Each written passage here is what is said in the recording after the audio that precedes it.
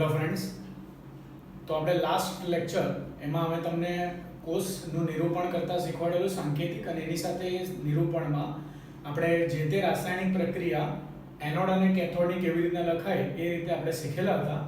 અને છેલ્લે મેં તમને આ એક પ્રશ્ન જાતે સોલ્વ કરવા કીધો હતો કે આ એક પ્રકારનો એક આખો કોષનું નિરૂપણ છે, એનું તમારે એનોડ અને કેથોડ પરની રાસાયણિક પ્રક્રિયા લખવાની છે. મેં તમને એવું કીધેલું હતું કે જે નિરૂપણ છે એમાં ડાબી બાજુનો ભાગ એનોડ કહેવાય, જમણી બાજુનો ભાગ કેથોડ કહેવાય. એનોડ પર હંમેશા ઓક્સિડેશન થાય, કેથોડ પર હંમેશા રિડક્શન થાય. તો એ મુજબ સમીકરણ લખવાનું હંમેશા એવી રીતના નથી લખવાનું કે Cl2 માંથી Cl- એનોડ છે તો Cl2 માંથી Cl- બનશે અને Br- માંથી Br2 બને, એ રીતે નથી લખવાનું. હંમેશા એનોડ છે તો ઓક્સિડેશન થતી પ્રક્રિયા લખવી જોઈએ. જો તમે Cl2 માંથી Cl- લખી કાઢો તો ભૂલ શું પડે જોઈ શકો છો. Cl2 એટલે અહીંયા ક્લોરીનની અવસ્થા 0 છે, અહીંયા ક્લોરીનની અવસ્થા -1 છે, તો 0 માંથી -1 આ તો ઘટાડો કહેવાય ઓક્સિડેશન આંકમાં. ઓક્સિડેશન આંકમાં ઘટાડો થાય તો એ પ્રક્રિયા રિડક્શન કહેવાય. ધેટ મીન્સ કે આ વસ્તુ એ રીતે નહીં લખાય. તો એનો મતલબ તમારે શું લખવું પડે, એનોડ પર પ્રક્રિયા લખવી હોય તો એનોડ પર ઓક્સિડેશન થાય એટલે Cl- માંથી Cl2, તો Cl- ઇલેક્ટ્રોન ગુમાવશે. કેટલા ઇલેક્ટ્રોન ગુમાવે? 2 ઇલેક્ટ્રોન ગુમાવી દે તો ફેરવાઈ જશે Cl2 વાયુમાં, રાઈટ. તો આ એનોડ પર ઓક્સિડેશન અર્ધ પ્રક્રિયા આપણે લખી દીધી.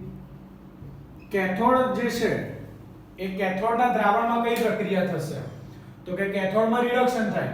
રિડક્શન થાય એટલે તમે જો ભૂલે ચૂકે ફરી એકવાર આમાં એવી ભૂલ કરી કે Br- માંથી Br2 લખ્યું તો તમે જુઓ Br- એટલે -1, Br2 એટલે 0, તો આ તો ઓક્સિડેશન થઈ ગયું ને. -1 માંથી 0 વધી રહ્યો છે એટલે ઓક્સિડેશન બની ગયું, એટલે એ પણ ખોટું કહેવાશે. એટલે અહીંયા તમારે લખતી વખતે શું ધ્યાન રાખવું પડે, Br2 માંથી Br- બનાવવું પડે. કેથોડ પર હંમેશા રિડક્શન થાય, રિડક્શન થાય એટલે ઇલેક્ટ્રોન મેળવે, એટલે Br2 ગેસ બોલો 2 ઇલેક્ટ્રોન મેળવશે અને Br- માં ફેરવાશે. અને આખા કોષની સંપૂર્ણ પ્રક્રિયા લખીએ તો 2 ઇલેક્ટ્રોન કોષમાં જે ભાગ લે છે કેન્સલ થશે, એટલે સંપૂર્ણ કોષ પ્રક્રિયા આવી લખાશે Br2 ગેસ વત્તા 2 Cl- aqueous will gives Cl2 gas વત્તા 2 Br- aqueous. આ પ્રમાણે આપણે પ્રક્રિયા લખાશે. ત્યારબાદનો નેક્સ્ટ મુદ્દો હવે આપણે જોઈશું EMF શ્રેણી. ખૂબ જ મહત્વનો એવો ટોપિક છે. આમાંથી ઘણા બધા MCQ અત્યાર સુધી ફ્રીક્વન્ટલી આવ્યા કરે છે. JEE હોય, નીટ હોય યા ગુજકેટ હોય, ઇવન બોર્ડની એક્ઝામમાં પણ તમને MCQ આમાંથી બનાવીને ક્વેશ્ચન આવી શકે છે. ખૂબ જ મહત્વનો એવો પોર્શન છે. નામ છે EMF શ્રેણી, એટલે કે ઇલેક્ટ્રોમોટિવ ફોર્સની આપણે શ્રેણી બનાવી છે, અથવા એનું બીજું નામ ઇલેક્ટ્રોકેમિકલ સિરીઝ એટલે કે વિદ્યુત રાસાયણિક શ્રેણી બી કહેવાય. બેઝિકલી આ શ્રેણી એટલે શું છે, અલગ અલગ જે આપણે અર્ધકોષ છે એ અર્ધકોષના પ્રમાણિત પોટેન્શિયલ શું છે એ આપણે મેળવેલા જે છે એની આખી એક શ્રેણી બનાવી છે. તમને મેં આગળના લેક્ચરમાં સમજાવેલું કે આપણે કોઈ પણ અર્ધકોષનો પ્રમાણિત પોટેન્શિયલ શોધવો હોય તો આપણે શું કરીએ છીએ એના માટે. તો આપણે ધારો કે મારે સિલ્વરનો પ્રમાણિત પોટેન્શિયલ શોધવો છે, તો આ સિલ્વરના અર્ધકોષને એટલે કે સિલ્વર વિદ્યુતધ્રુવને હું સંદર્ભ વિદ્યુતધ્રુવ સાથે જોડી દઈશ. આપણે સંદર્ભ વિદ્યુતધ્રુવ કોને લીધેલો હતો તો કે આપણે પ્રમાણિત હાઇડ્રોજન વિદ્યુતધ્રુવ જે છે એને આપણે સંદર્ભ વિદ્યુતધ્રુવ તરીકે લીધેલો. એટલે અહીંયા હું બોક્સ કરું છું, તમે જોઈ શકો છો એનો પોટેન્શિયલ આપણે કેટલો સ્વીકારી લીધેલો હતો, 0 વોલ્ટ લઈ લીધેલો છે, રાઈટ. અને એના બેઝ પર આપણે સિલ્વરના વિદ્યુતધ્રુવને પ્રમાણિત હાઇડ્રોજન વિદ્યુતધ્રુવ સાથે જોડીશું. જોડાણ કર્યા પછી જે પોટેન્શિયલ આવશે કોષ પોટેન્શિયલનું મૂલ્ય, એ કોષ પોટેન્શિયલના મૂલ્યને પરથી આપણે સૂત્ર આપણે ભણી ગયા હતા કે કોષ પોટેન્શિયલ બરાબર શું લખાય છે, રિડક્શન પોટેન્શિયલ આપણે ધારો કે લઈએ છે બંને વિદ્યુતધ્રુવના, તો reduction potential of cathode minus reduction potential of anode લખશું. હવે બે માંથી કોઈ એકનો પોટેન્શિયલ આપણે 0 હશે કેમ કે હાઇડ્રોજન વિદ્યુતધ્રુવ છે, અને એ રીતે કરતા આપણને સિલ્વરનો પ્રમાણિત પોટેન્શિયલ મળી શકે છે. તો એવા દરેકે દરેક વિદ્યુતધ્રુવના આપણે શું કર્યા, પ્રમાણિત પોટેન્શિયલ શોધી કાઢ્યા. અને કેમ કે IUPAC જે રિકમેન્ડ કર્યું છે મુજબ પ્રમાણિત પોટેન્શિયલ રિડક્શન સ્વરૂપમાં જ હોવા જોઈએ, એટલે આપણે અહીંયા તમે જોઈ શકો છો બધા જ રિડક્શન પોટેન્શિયલ ના સ્વરૂપના પોટેન્શિયલ લખ્યા છે, બરાબર? બધામાં ઇલેક્ટ્રોન મેળવી રહ્યા છે, એટલે આ જે પોટેન્શિયલ મેં લખ્યા છે બધા કયા પોટેન્શિયલ છે? પ્રમાણિત રિડક્શન પોટેન્શિયલ, જેને હું શોર્ટ ફોર્મમાં SRP લખીશ. સ્ટાન્ડર્ડ રિડક્શન પોટેન્શિયલ, પ્રમાણિત રિડક્શન પોટેન્શિયલ છે, રાઈટ? અને એને મેં શું કહેલા છે? ઉતરતા ક્રમમાં ગોઠવેલા છે. આ સ્ટાન્ડર્ડ રિડક્શન પોટેન્શિયલના મૂલ્ય તમે જોઈ શકો છો. અહીંયા F2 નું સૌથી ઊંચું છે. અહીંયા મેં બધા જ તત્વ, બધા જ વિદ્યુતગૃહના પોટેન્શિયલ હાલમાં લખેલા નથી. અમુક જેટલા મહત્વના છે એવા મેં લખ્યા છે. બાકીના પોટેન્શિયલ તમે તમારી બુકમાંથી જોઈ શકશો. એમાં તમને આખું એક કોષ્ટક આપેલું જ છે. અત્યારે જે સમજવાની વસ્તુ છે એના માટે મેં પોર્શન ઓફ શ્રેણી જે છે એક નાનો પોર્શન શ્રેણીનો અહીંયા લખેલો છે. તો આના પરથી આપણને કઈ કઈ માહિતી મળી શકે, જે ખૂબ જ મહત્વનો મુદ્દો આપણા માટે છે. તો આપણે જો આ શ્રેણી જાણતા હોઈએ, મતલબ કે આ શ્રેણીના વેલ્યુ પરથી આપણે કઈ કઈ બાબતો જાણી શકતા હોઈએ છે, તો એમાંનો પહેલો મુદ્દો જે આપણે જાણી શકીએ છીએ એ છે ઓક્સિડેશન કરતા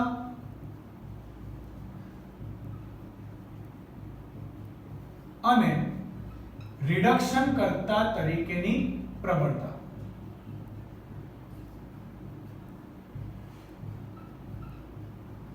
ઓક્સિડેશન કરતા અને રિડક્શન કરતા તરીકે પ્રબળતા જો આપણે જાણવી હોય તો આપણે જાણી શકીએ છીએ, જેના માટે હું તમને સમજૂતી સ્ટાન્ડર્ડ રિડક્શન પોટેન્શિયલના આધારે આપીશ. એક્ઝામમાં ખાસ ચેક કરવાનું કે તમને આપેલો પોટેન્શિયલ રિડક્શન સ્વરૂપે છે કે ઓક્સિડેશન છે, રાઈટ? ડાયરેક્ટ ઉપયોગ કરવા નહીં લાગી જવાનું, જે હું અહીંયા નિયમ આપીશ તેનો.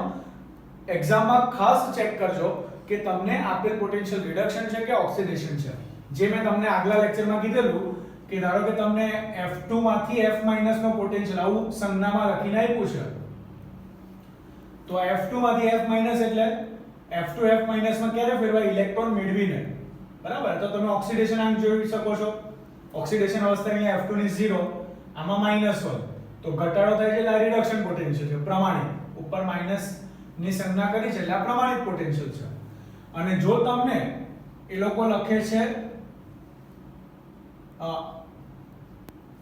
Mn+2 / MnO4- આવો પોટેન્શિયલ સંજ્ઞામાં લખીને આપ્યો છે.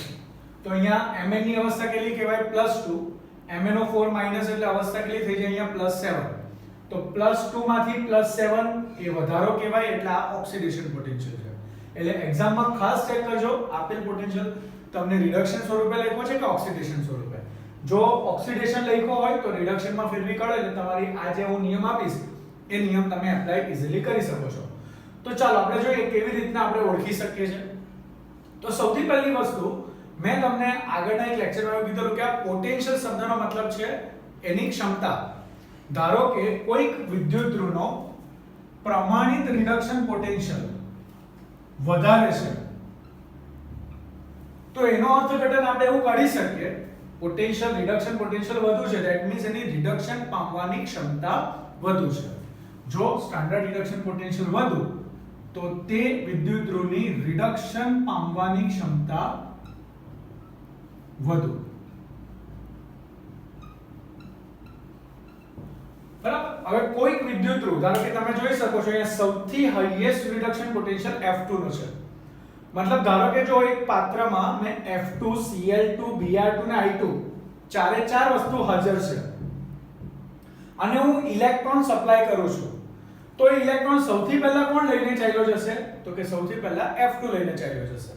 મતલબ કે એ પહેલા પોતાનું રિડક્શન કરાવી નાખે, કેમ કે એનો પોટેન્શિયલ રિડક્શન થવાનો પોટેન્શિયલ, એની રિડક્શન પામવાની ક્ષમતા સૌથી વધારે છે, રાઈટ?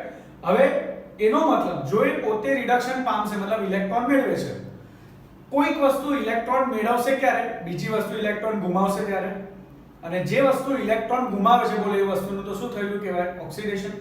એટલે જે પદાર્થ વધુ સારી રીતે, જેની રિડક્શન પામવાની ક્ષમતા વધુ છે, તો આપણે એવું પણ કહી શકીએ છીએ કે એને ઓક્સિડેશન કરતા તરીકે પ્રબળતા વધુ થશે. કેમ કે સ્વાભાવિકપણે રિડક્શન ક્યારે થશે? એટલે કે ઇલેક્ટ્રોન ક્યારે મેળવશે? જો સામેવાળામાંથી ઇલેક્ટ્રોન છૂટા પડશે તો. એટલે કે સામેવાળાને શું કરાવી રહ્યો છે? ઓક્સિડેશન. એટલે જેની રિડક્શન પામવાની ક્ષમતા વધુ એની આપણે કહી શકીએ ઓક્સિડેશન કરતા તરીકે પ્રબળતા વધુ, ઓક્સિડેશન તરીકે પ્રબળતા વધુ હશે. ઓકે, તો જો ઓક્સિડેશન કરતા તરીકે પ્રબળતા વધુ એટલે હું એવું કહી શકું, આના પરથી આપણે આવો એક સંબંધ બનાવી શકીએ કે ઓક્સિડેશન કરતા તરીકે પ્રબળતા, ઓક્સિડેશન કરતા તરીકેની પ્રબળતા ચલે છે સપ્રમાણમાં હોય છે સ્ટાન્ડર્ડ રિડક્શન પોટેન્શિયલના. જેટલો પ્રમાણિત રિડક્શન પોટેન્શિયલ વધુ એટલી તેની ઓક્સિડેશન કરતા તરીકે પ્રબળતા વધારે હશે. રાઈટ, આ રીતે આપણે એક સંબંધ બનાવી દીધો. તો એ મુજબ બોલો આપણે એવું કહી શકીએ કે ભાઈ ઓક્સિડેશન કરતા તરીકે સૌથી પ્રબળ તત્વ તો સૌથી પ્રબળ જો અર્ધકોષ હોય તો એ કોણ હશે? F2 વિદ્યુત હશે. અને આપણને ઓર્ગેનિકમાં બી આવું સોરી ઇનઓર્ગેનિકમાં પણ આપણને આવશે કે સમૂહ 17 જે આપણે P વિભાગ ભણશું ને તેમાં કે તમને F2Cl2 Br2 I2 આ ચાર માટે એવું કહેવામાં આવે કે એ લોકોની ઓક્સિડેશન કરતા તરીકેની પ્રબળતા કેવી રીતના હશે. તો આપણે વેલ્યુ ધારો કે નહીં આપેલી હોય તો તમને યાદ હોવું જોઈએ કે F2 સૌથી વધારે પ્રબળ છે ઓક્સિડેશન કરતા તરીકે, ત્યારબાદ Cl2, ત્યારબાદ Br2 અને ત્યારબાદ I2 આવે છે. બરાબર, એટલે સૌથી પ્રબળ ઓક્સિડેશન કરતા તરીકે આપણે કહી શકીએ, અહીંયા હું લખી દઉં, સૌથી પ્રબળ ઓક્સિડેશન કરતા પદાર્થ એટલે કે F2. રાઈટ, બોલો બીજું એવું પણ કહી શકાય ને આ બાબત માટે એવું પણ બોલી શકું કે સૌથી વધુ રિએક્ટિવ અધાતુ પણ F2 હશે. ફ્લોરિન હશે સૌથી વધુ સક્રિય અધાતુ, કેમ કે ઇલેક્ટ્રોન મેળવે અધાતુ શું કરે? હંમેશા ઇલેક્ટ્રોન મેળવતો હોય. એટલે એવી રીતના બી પ્રશ્ન તમને કરી શકાય કે સૌથી સક્રિય અધાતુ તત્વ કયું છે? તો આપણે જવાબ લખી શકીએ છીએ F2 આ પોટેન્શિયલ પરથી. ઓકે, ચાલો હવે નીચે આવો. જેમ જેમ નીચે જાય તેમ પોટેન્શિયલ ઘટતા જાય છે. સૌથી ઓછામાં ઓછો રિડક્શન પોટેન્શિયલ કોનો છે? લિથિયમ પ્લસ આયનનો. એટલે આ વસ્તુ શું બતાવે છે? લિથિયમ પ્લસ ની ઇલેક્ટ્રોન મેળવીને લિથિયમમાં ફેરવવાની ક્ષમતા ઓછી છે, પોટેન્શિયલ એનો ઓછો છે. શેમાં? લિથિયમ પ્લસ માંથી લિથિયમમાં કન્વર્ટ થવાનું. એનો મતલબ વધારે સૌથી વધારે ક્ષમતા શેમાં છે? લિથિયમમાંથી લિથિયમ પ્લસ બનવાની વધારે ક્ષમતા બતાવે છે. લિથિયમનો રિડક્શન પોટેન્શિયલ ઓછો છે લિથિયમ પ્લસ આયનનો, મતલબ એની રિડક્શન પામવાની ક્ષમતા ઓછી. તો આ નહીં થઈ શકતું હોય, ધેટ મીન્સ કે વિરુદ્ધ ઘટના વધારે શક્ય બને છે. વિરુદ્ધ ઘટના કઈ થશે? લિથિયમમાંથી લિથિયમ પ્લસ બનવાની. એટલે લિથિયમ જે છે એ પોતે ઓક્સિડેશન પામવાની ક્ષમતા વધારે બતાવશે. અને જે પદાર્થ પોતે ઓક્સિડેશન પામે છે એટલે કે ઓક્સિડેશન તરીકે સૌથી પ્રબળ છે, ઓક્સિડેશન પામવાની ક્ષમતા સૌથી વધુ છે, બોલો એ બીજાનો શું કરતો હશે? રિડક્શન. એટલે રિડક્શન કરતા તરીકે પ્રબળતા કોની સૌથી વધારે આવવાની? લિથિયમની. એટલે બીજો એક સંબંધ આના પરથી આપણે આપીએ. ધારો કે તમને રિડક્શન કરતા તરીકે પ્રબળતા પૂછે તો રિડક્શન કરતા તરીકે પ્રબળતા એ પ્રમાણિત રિડક્શન પોટેન્શિયલના વ્યસ્ત પ્રમાણમાં આવે છે. બરાબર, એટલે આપણે કહી શકીએ સૌથી પ્રબળ રિડક્શન કરતા પદાર્થ કોણ? સૌથી પ્રબળ રિડક્શન કરતા પદાર્થ કોણ? તો જવાબ આવશે.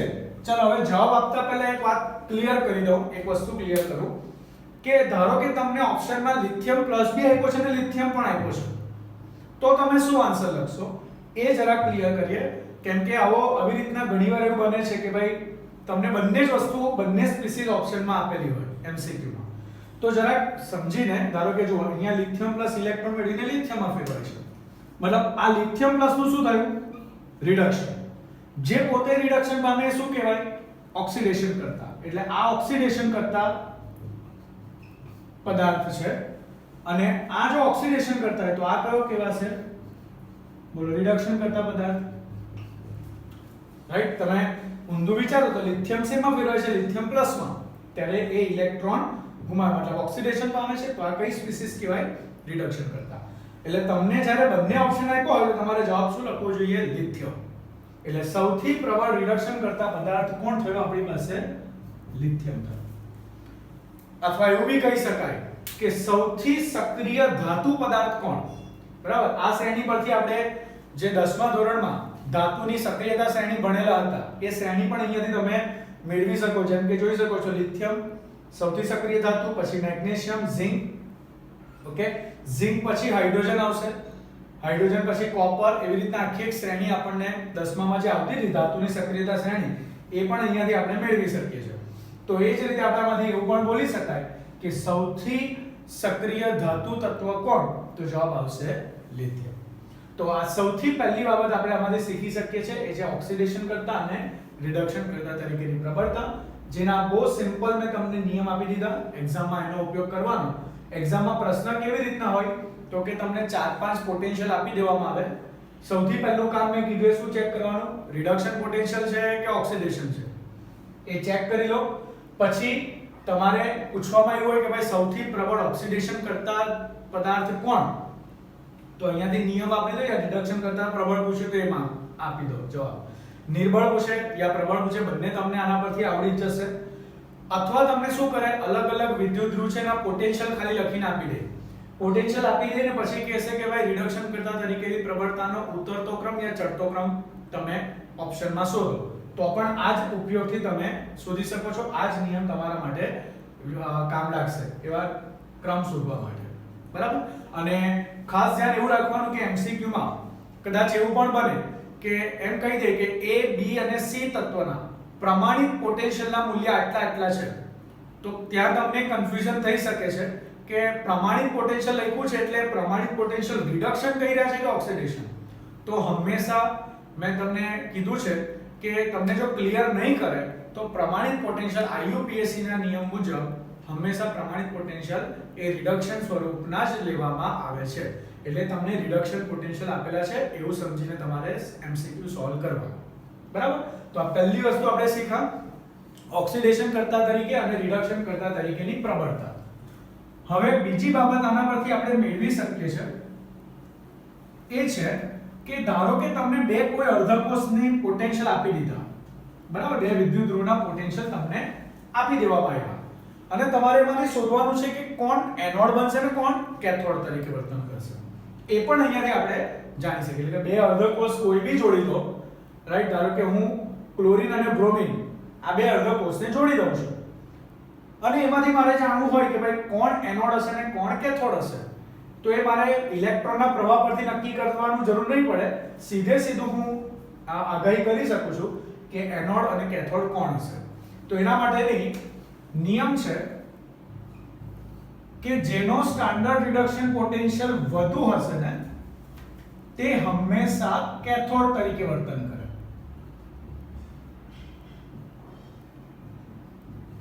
અને જેનો સ્ટાન્ડર્ડ રિડક્શન પોટેન્શિયલ ઓછો હશે તે હંમેશા એનોડ તરીકે વર્તે. આ નિયમ પ્રમાણે તમારે ચેક કરવાનું કોણ એનોડ અને કોણ કેથોડ. જેમ કે ક્લોરીન બ્રોમિન ને જોઈન કર્યા હોય મેં તો આનો પોટેન્શિયલ વધારે છે એટલે આ કેથોડ તરીકે વર્તન કરશે, આનો પોટેન્શિયલ ઓછો છે એટલે આ એનોડ તરીકે વર્તન કરે. તો એ પ્રમાણે તમે એનોડ કેથોડ કોણ હશે એ પણ આના પરથી આપણે આગાહી કરી શકીએ છીએ. આ એનો બીજો ઉપયોગ. અને ત્રીજો ને સૌથી મહત્વનો ઉપયોગ જેમાં તમને પ્રશ્ન પૂછવામાં આવે કે ધારો કે આ એક દ્રાવણ કોઈ આપ્યું છે XYZ દ્રાવણ, એ દ્રાવણને આ ધાતુના પાત્રમાં રાખી શકાય નહીં રાખી શકાય એવા બધા પ્રકારના પ્રશ્ન જો સોલ્વ કરવાના હોય તો એમાં પણ આ પોટેન્શિયલના મૂલ્ય આપણને કામ લાગે. જેની રીત શું છે, સૌથી પહેલા આપણે એક એક્ઝામ્પલ લઈએ એટલે આપણને રીત હું તમને સમજાવી દઉં સાથે. ફોર એક્ઝામ્પલ ધારો કે તમને કહેવામાં આવ્યું છે કોપરનું પાત્ર છે અને આ કોપરના પાત્રમાં તમને AgNO3 નું દ્રાવણ ભરીને આપ્યું છે અને પૂછ્યું છે કે શું આપણે AgNO3 ના દ્રાવણને કોપરના પાત્રમાં રાખી શકીએ? એ જવાબ આપણે શોધવાનો છે. હા ના એ પ્રમાણે આપણે વસ્તુને સમજવાની છે. તો એના માટે તમને પોટેન્શિયલના મૂલ્ય ખબર હોવા જોઈએ. જનરલી કોપર અને સિલ્વર આમ તો પોટેન્શિયલ આપણે બહુ બધા પ્રશ્ન સોલ્વ કરશું એટલે ઓટોમેટિક ઘણા બધા તો યાદ જ રહી ગયા હશે, જેમ આપણને પરમાણ્વીય દળ અત્યારે ઘણા બધાના યાદ રહી ગયા છે, બરાબર. નહીં આપ્યા હોય તો પણ તમને આવડી જાય. એવી રીતના પોટેન્શિયલ બી અમુકના તમને યાદ રહી જ જશે. જેમ કે કોપરનો પોટેન્શિયલ છે પ્રમાણિત, રિડક્શન પોટેન્શિયલ પ્રમાણિત છે 0.34 વોલ્ટ અને સિલ્વરનો પ્રમાણિત રિડક્શન પોટેન્શિયલ છે 0.80 વોલ્ટ, બરાબર. આ વેલ્યુ આપેલી છે. હવે આના પરથી આપણે જોઈશું કેવી રીતના. પહેલા તો ખરેખર જ્યારે કોપર અને સિલ્વર બે અર્ધકોષ, બે તત્વો એકબીજાના સંપર્કમાં આવે છે ત્યારે કયા મુજબની રાસાયણિક પ્રક્રિયા થઈ શકે એ આપણે શોધીએ પહેલા, રાઈટ. ચાલો, જેમ કે અહીંયા આપણને પોટેન્શિયલ આપ્યા છે, એના પરથી જુઓ કોણ એનોડ કોણ કેથોડ પહેલા એ નક્કી કરી લઈએ. તો કોપર જે છે એ એનોડ બનશે અને સિલ્વર કેથોડ બને, કેમ કે એનો પોટેન્શિયલ વધારે છે. રિડક્શન પોટેન્શિયલ આપ્યા છે, પ્રમાણિત રિડક્શન પોટેન્શિયલ એનો વધારે છે એટલે એ કેથોડ બનશે. કેથોડ નું હંમેશા રિડક્શન થાય એટલે રિડક્શન ક્યારે થશે? જો સિલ્વર પ્લસ સિલ્વરમાં ફેરવાય ત્યારે. અને એનોડ પર હંમેશા ઓક્સિડેશન થાય. ઓક્સિડેશન ક્યારે લખાશે? જો કોપર કોપર પ્લસ 2 માં ફેરવાય ત્યારે. એટલે એનોડ પર ઓક્સિડેશન થાય એટલે ઓક્સિડેશનની પ્રક્રિયા લખો. Cu will gives Cu+2 વત્તા 2 ઇલેક્ટ્રોન, રાઈટ. એ જે ઇલેક્ટ્રોન છૂટા પડશે કોણ મેળવશે? સિલ્વર. શેમાં વાપરશે? સિલ્વર પ્લસ માંથી રિડક્શન થઈને સિલ્વરમાં ફેરવવા માટે. હવે આમ તો સિલ્વર પ્લસ ને રિડક્શન થવા માટે એક જ ઇલેક્ટ્રોનની જરૂર છે, પણ કેમ કે અહીંયા 2 ઇલેક્ટ્રોન છૂટા પડ્યા ધેટ મીન્સ આને પણ કેટલા મેળવવા પડશે? 2 જ. એટલે હું આને 2 વડે ગુણી કાઢું તો આખી સંપૂર્ણ કોષ પ્રક્રિયા, આખી રાસાયણિક પ્રક્રિયા શું થશે? Cu + 2Ag will gives Cu+2 + 2Ag. એટલે આ સમીકરણ હવે જરાક જો એના પરથી તમે મેળવી શકશો કે કોણ, એટલે બરાબર આ પાત્રમાં, કોપરના પાત્રમાં Ag રાખી શકાય કે નહીં રાખી શકાય. શું ઘટના થશે? જો કોપર અને સિલ્વર બે ભેગા હોય તો હંમેશા કોપર શું કરે? ઇલેક્ટ્રોન ગુમાવે અને સિલ્વર ઇલેક્ટ્રોન મેળવશે. ધેટ મીન્સ કે આ રીતની જો ઘટના મેં અરેન્જમેન્ટ રાખી હોય તો શું થવા લાગશે? કોપરના પાત્રમાંથી અહીંયાથી Cu શેમાં ફેરવવા લાગશે? Cu+2 માં. એટલે દ્રાવણ ધીરે ધીરે ભૂરા રંગનું બનતું જશે, બરાબર. Cu+2 ભૂરા રંગનું એટલે. અને દ્રાવણમાંનો જે Ag+ છે એ Ag+ શું થવા લાગશે? અહીંયા જમા થવા લાગશે. એટલે જો તમે આ રીતે પાત્રમાં Cu ના પાત્રમાં Ag એનાથી ભરી રાખો તો શું થવા લાગે? ધીરે ધીરે જે પાત્ર છે ને અંદરથી ખવાઈ જાય, મતલબ કે એના પર ક્ષારણ થઈ જાય, કાટ લાગી જાય એક પ્રકારનો. કેમ કે કોપર શેમાં જે કન્વર્ટ થઈ ગયો? Cu+2 માં. એટલે કોપરનું પાત્ર ખવાઈ જાય. અને જો એવું થતું હોય ધેટ મીન્સ કે આપણે આવું કરી શકીએ નહીં, મતલબ કે કોપરના પાત્રમાં AgNO3 ભરી શકાય નહીં. પણ જો તમે ઊંધું તમને પૂછવામાં આવ્યું, ઊંધું મતલબ સિલ્વરના પાત્રમાં કોપર સલ્ફેટ ભરી શકાય કે નહીં, તો તમારો જવાબ હશે હા, ભરી શકાશે. કેમ કે બોલો સિલ્વરના પાત્રમાં કોપર સલ્ફેટ ભરો તો નિયમ મુજબ હંમેશા કોપરનું ઓક્સિડેશન થશે. હવે કોપર સલ્ફેટ એટલે Cu+2 તો હાજર જ છે. કોપર સલ્ફેટ આપ્યું હોય તો કોપર સલ્ફેટમાં તો Cu+2 છે ને. હવે Cu+2 ઇલેક્ટ્રોન ગુમાવી શકે એવી કન્ડિશનમાં છે જ નહીં, તો પ્રક્રિયા થવાની નથી. એટલે જો તમને સિલ્વરના પાત્રમાં કોપર સલ્ફેટ આપે તો તમે એ વસ્તુ રાખી શકો છો. સોરી, કોપરના પાત્રમાં સિલ્વર નાઇટ્રેટ આપે છે તો ભરી શકાય નહીં, પણ સિલ્વરના પાત્રમાં કોપર સલ્ફેટ ભરવામાં આવ્યું છે તો એ વસ્તુ શક્ય છે. એવી જ રીતે બીજું ઉદાહરણ જે આપણે ભણી ગયા છે તે બીજું નેક્સ્ટ ઉદાહરણ જો આપણે જોઈએ તો આપણે એવું ભણી ગયા હતા કે ઝિંક અને કોપર સલ્ફેટ, જો હું ઝિંકના પાત્રમાં કોપર સલ્ફેટ રાખું તો પણ શક્ય નથી ને, કેમ કે ઝિંકના પાત્રમાં કોપર સલ્ફેટ રાખીએ, ઝિંકનું પાત્ર એમાં કોપર સલ્ફેટ રાખું તો પ્રક્રિયા થઈ જાય, રાઈટ. શું પ્રક્રિયા થાય? ઝિંક Zn+2 તરીકે ફેરવા લાગે. ઓક્સિડેશન પોટેન્શિયલ ઓક્સિડેશન પામશે. તમે જોઈ શકો છો ઝિંકનો પોટેન્શિયલ -0.76 વોલ્ટ અને કોપરનો પોટેન્શિયલ 0.34 વોલ્ટ, રાઈટ. તો આ બેમાંથી આ એનોડ બને, આ કેથોડ બને. બોલો આ એનોડ થાય એટલે આનું ઓક્સિડેશન થાય ઝિંકનું, અને કેથોડ છે એટલે આનું રિડક્શન થાય કોપરનું. Cu+2 માંથી Cu બને, આનું ઝિંકમાંથી Zn+2 બનવાની પ્રક્રિયા થાય. તો પ્રક્રિયા થઈ જશે એટલે પાત્રમાં ફરી એકવાર આ વસ્તુ રાખી શકાય નહીં. તો આના પરથી હું એક જનરલ શબ્દમાં નિયમ જે આપણને આપવામાં આવે છે, હું તમને નિયમ આપી દઉં, જનરલ નિયમ કે સક્રિયતા શ્રેણી અથવા તો જે આ EMF શ્રેણી છે એ શ્રેણીમાં જે નીચે આવેલું છે એને શ્રેણીમાં ઉપર આવેલા તત્વના દ્રાવણમાં રાખવામાં આવે તો પ્રક્રિયા શક્ય છે. ફરી એકવાર, શ્રેણીમાં નીચે એટલે કે જેનો રિડક્શન પોટેન્શિયલ પ્રમાણિત SRP ઓછો છે એને જેનો SRP વધારે છે એવા દ્રાવણમાં રાખવામાં આવે તો પ્રક્રિયા શક્ય બનશે. શું બનશે? તો કે જેનો પોટેન્શિયલ ઓછો છે તે વધુ પોટેન્શિયલ વાળાને એના દ્રાવણમાંથી વિસ્થાપિત કરી નાખશે. જેનો પોટેન્શિયલ ઓછો છે તે વધુ પોટેન્શિયલ વાળા પદાર્થને તેના દ્રાવણમાંથી વિસ્થાપિત કરે. જેમ કે જુઓ, કોપર સિલ્વર, કોપર શ્રેણીમાં નીચે છે, સિલ્વર શ્રેણીમાં ઉપર છે. તો કોપરે શું કર્યું? સિલ્વરને એના દ્રાવણમાંથી વિસ્થાપિત કર્યો ને. દ્રાવણમાંનો સિલ્વર પ્લસ સિલ્વરમાં ફેરવાઈ ગયો ને એની જગ્યાએ દ્રાવણમાં કોણ આવી ગયું? Cu+2. એવી જ રીતે ઝિંક અને કોપર સલ્ફેટ, શ્રેણીમાં ઝિંક નીચે છે, કોપર ઉપર છે, એટલે જે શ્રેણીમાં નીચે છે તે શ્રેણીમાં ઉપર આવેલા તત્વનું તેના દ્રાવણમાંથી વિસ્થાપન કરી શકે છે. તો શબ્દમાં આવું લખાશે. જો તમને શબ્દશ માહિતી નહીં ખબર, યાદ નહીં રહે, તો તમે આ રીતે શું કરશો? પોટેન્શિયલના વેલ્યુ લઈ લીધે આપેલા જ હશે તમને જનરલી, એ પોટેન્શિયલના વેલ્યુ પરથી પહેલા ચેક કરી લો કઈ પ્રક્રિયા થશે. બરાબર. હવે જો તમને દેખાય છે કે તમને કોપર આપ્યું છે એટલે કોપર +2 માં ફેરવાઈ જાય એટલે પ્રક્રિયા શક્ય છે. પણ જો તમને એ લોકોએ ઊંધું આપ્યું હોત, હમણાં મેં તમને એક્ઝામ્પલ આપ્યું કે ભાઈ કોપર Cu+2 ના સ્વરૂપે આપ્યું છે અને આપણા નિયમ મુજબ કોપર તો ઓક્સિડેશન પામે આ બે ભેગા હોય ત્યારે, અને કોપર+2 ઓક્સિડેશન પામવાની એની પાસે શક્યતા છે જ નહીં, તો પ્રક્રિયા શક્ય નથી. એ પ્રમાણે તમે જવાબ લખી શકો છો. ઓકે. તો જે SRP જેનો ઓછો છે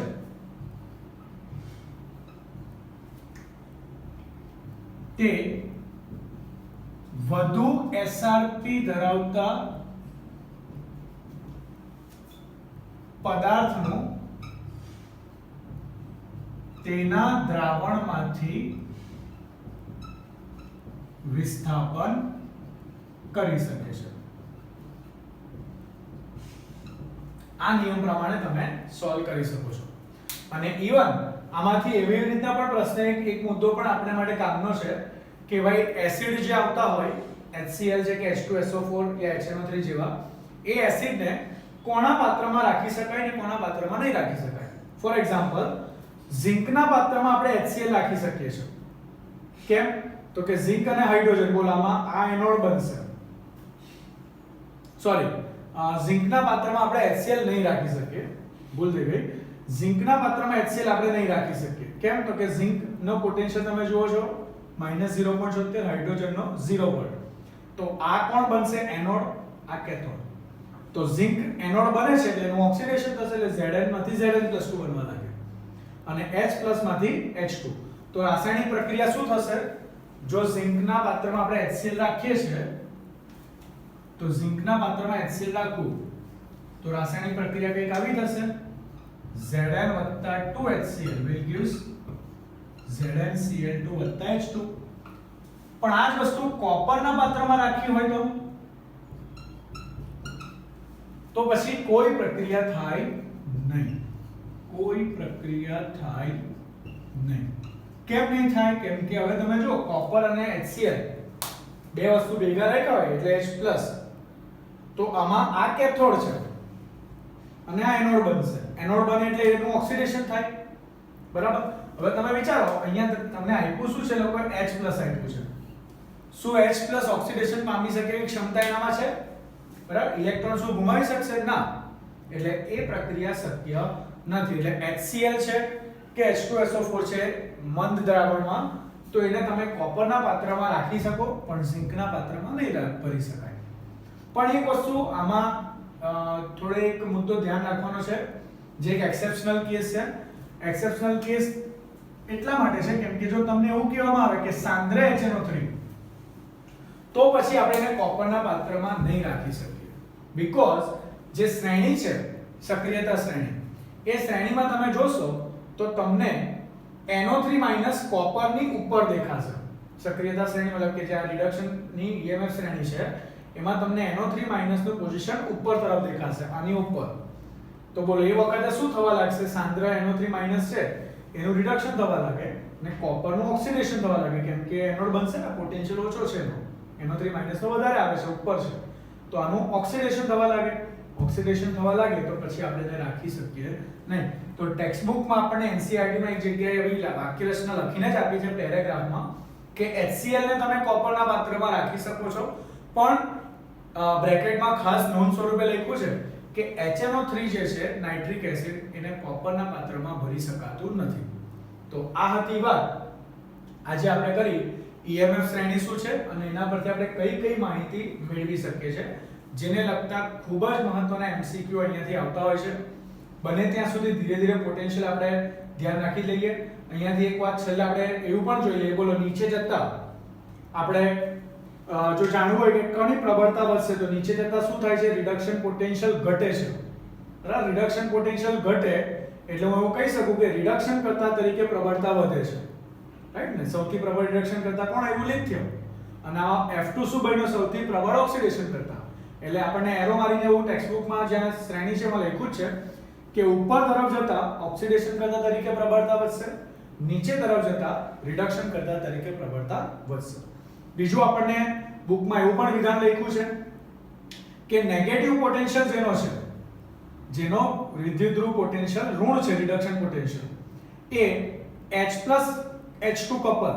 આને H+H2 કપલ કેમ કહેવાય? કેમ કે રિડ્યુસ સ્પીસીસ અને ઓક્સિડાઇઝ સ્પીસીસ બંને સાથે છે, બરાબર?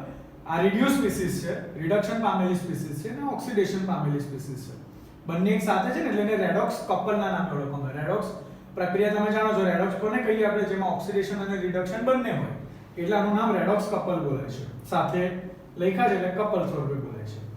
તો જેનો પોટેન્શિયલ ઋણ છે એ વિદ્યુત ધ્રુવ એટલે કે એ રેડોક્સ કપલ હાઇડ્રોજન કપલ કરતા વધુ પ્રબળ રિડક્શન કરતા કહેવાશે, આના કરતા પ્રબળ રિડક્શન કરતા હશે. પણ જે બાકીના જેના પોટેન્શિયલ ધન છે એ હાઇડ્રોજન એટલે કે H+H2 કપલ કરતા નિર્બળ રિડક્શન કરતા હશે, અથવા તમે પ્રબળ ઓક્સિડેશન કરતા બોલી શકો છો.